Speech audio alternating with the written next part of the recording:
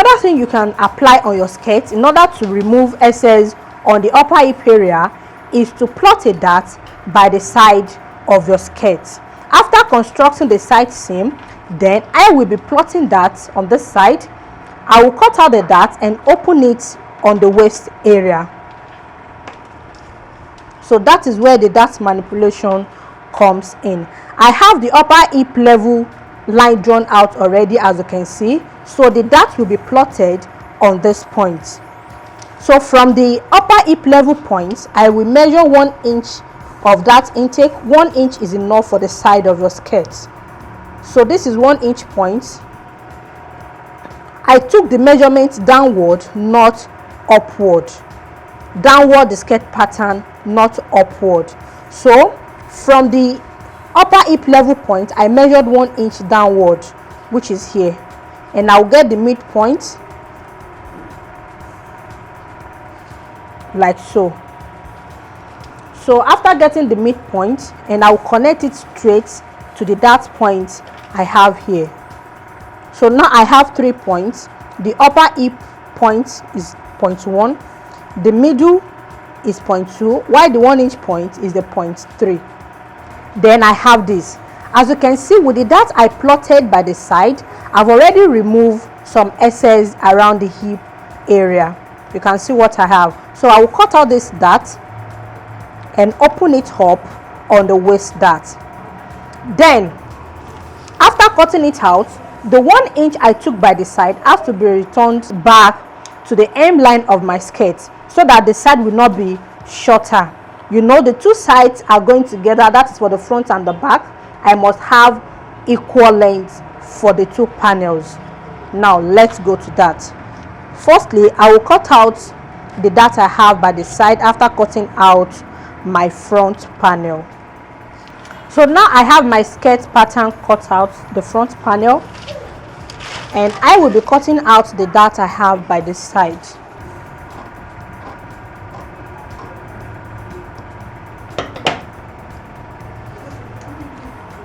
So I've opened up this dart, then I will open the middle of the waist dart.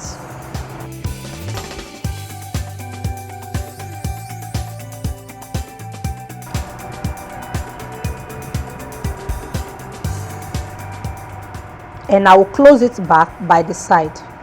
So you can see what I have now. The dart I cut out by the side has been closed, and I open it up on the waist. And don't forget, the dart I plotted on the waist is still there. I've not cut it out. So I'll just hold it together like so, then secure it with my masking tape. Okay, so now I have the dart opened and I have the side dart closed. And because I've cut out that here, you can see the connection I have by the side is no more smooth. So there is a broken point around the upper hip, which has to be corrected. So in correcting this, you can either place your pattern on a fresh pattern paper or just get a piece of pattern paper and join to the side. So now I have extra piece of paper joined together with my pattern. So the next step is to reconstruct from the waist level to the hip level. So I will just position my curve ruler the way I positioned it when I was constructing the side, and I'll connect from the waist to the hip.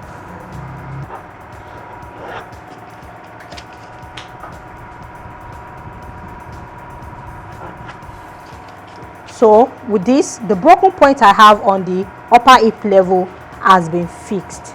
Now that I have the side of my skirt fixed, as you can see, then I'll go to the hemline and return the dart intake I plotted on the side back to the skirt length, so that the side of the front will not be shorter than the back. So this is the skirt length. This is where the skirt length stops. From that point, I will measure my dart intake downward, which is 1 inch. So the straight line I have by the side will be extended downward as well. So I will extend it to the 1 inch point, or below the 1 inch point. So here is the 1 inch point. So So now the next step is to connect from the 1 inch point to the center front. In this case, the hem line of the front panel will not be on a straight line, so I don't need to connect it like so, because I don't pick any darts on the center front. I only pick the darts by the side. So I will just slant my ruler to the edges of the center front. Then I have it like so, which means the straight line I have for the hem line is not going to be the skirt length anymore. So the new skirt length is a slanted line I just drafted. So for the front panel, this is settled. All I need to do is to trim off the excess paper I have around my pattern.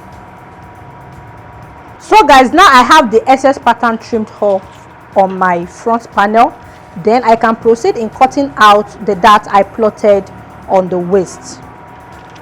So don't forget, when I open up the center of the dart, I did not cut off the dart intake itself, which is 2 inches, 1 inch on both sides.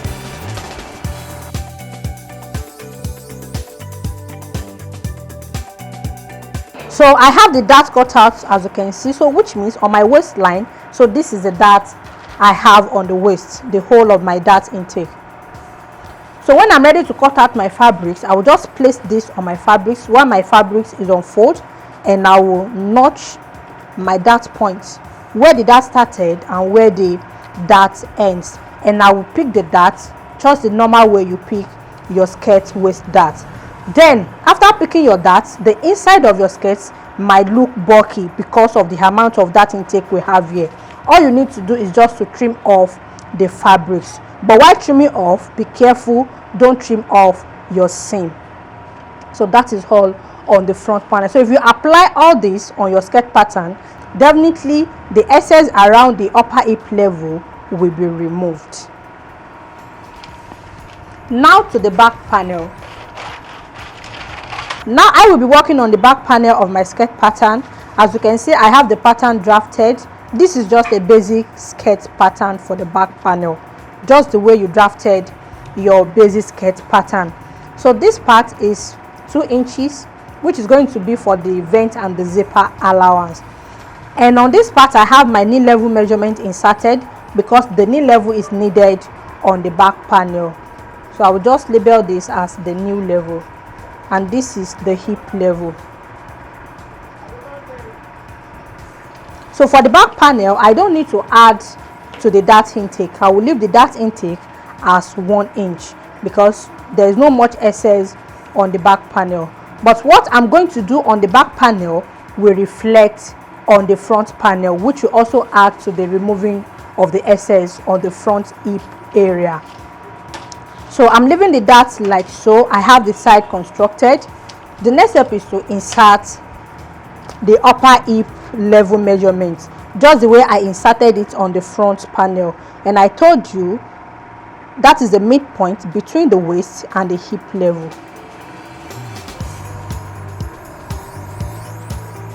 And I will make it a straight line, then label it as the upper hip level.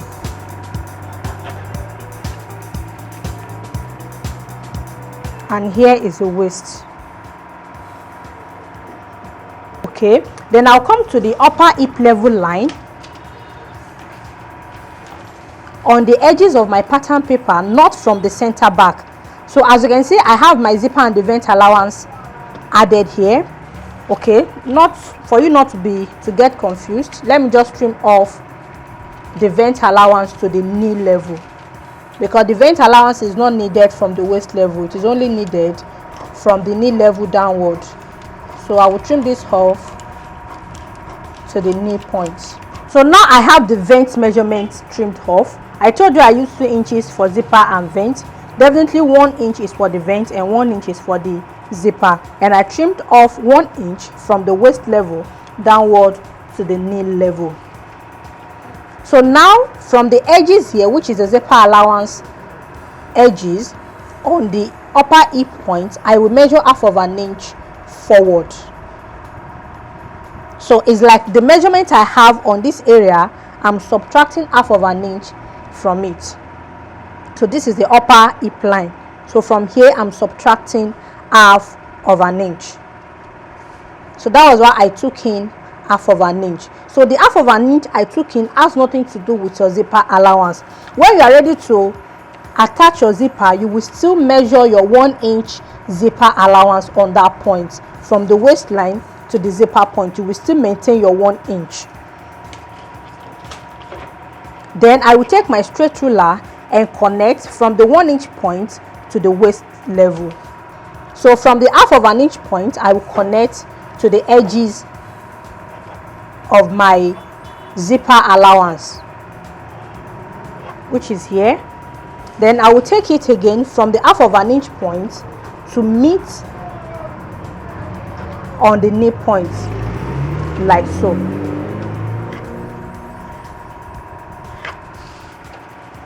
So with this, the center back is not going to be on a straight line, so you will have to maintain that shape when attaching your zipper. Then I will just trim off that part.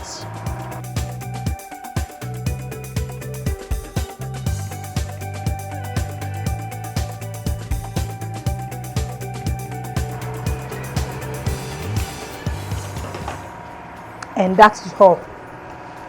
So with this, what I just applied on the back panel is going to do two things. The first thing is to remove the excess on the front panel, because this part will be tighter now, and if the buttocks needs enough space, it will be taken from the front. So once it is taken from the front, the excess you have on the upper hip area will definitely go to the back. That is the first thing. The second thing this will do is to push up the buttocks. It really pack the buttocks up properly if you are the type that has a very big boat. So it will just pack it up, it will make it come out nicely. So that is the effect of what I just did now. Then I can proceed in cutting out the remaining parts of the pattern. With this, you cannot have excess on the upper hip area of your skirts. Thank you for watching this video to the end. Please try yours and share your experience with me. Thank you, and I will see you in my next video.